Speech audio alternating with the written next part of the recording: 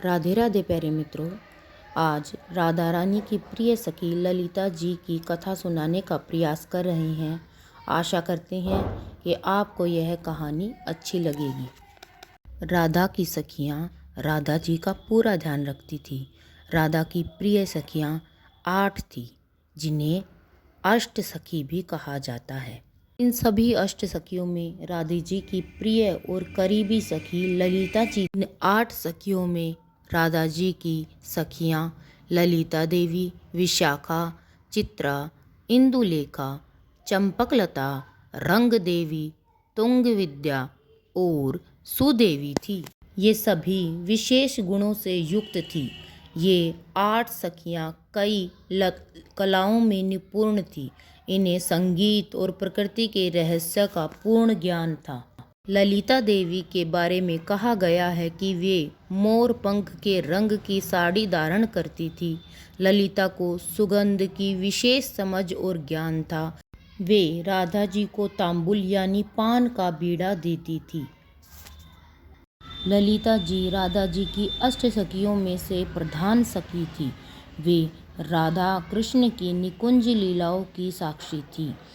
ललिता राधा को सुख प्रदान करने वाली प्रमुख सखी और उनकी विविध लीलाओं की सहगमी थी। सखी भाव की उपासना में इनके व्यक्तित्व को आदर्श रूप में स्वीकार किया गया है। माना जाता है कि स्वयं शंकर भगवान ने इनसे सखी भाव की शिक्षा ली थी। निकुंज लीला में जब पुरुषों का प्रवेश निषेध था, तो स्वयं शंकर जी सखी भाव की दीक्षा लेकर गोपी रूप में निकुंज लीलाओं में सम्मिलित हुए थे। इसकी शिक्षा उन्होंने ललिता जी से है कि लगभग 5 शताब्दी पूर्व राधा रानी की सखी ललिता ने स्वामी हरिदास के रूप में अवतार लिया था। स्वामी हरिदास वृंदावन के निधि वन में एकांत में अपने दिव्य संगीत से प्रियतमा राधा और कृष्णा को रिझाते थे। राधा अष्टमी के एक दिन पहले और जन्माष्टमी के 14 दिन बाद ललिता सप्तमी बड़े धूमधाम से मनाई जाती है। यह राधा जी की प्रिय सखी ललिता जी के लिए ही मनाई जाती है।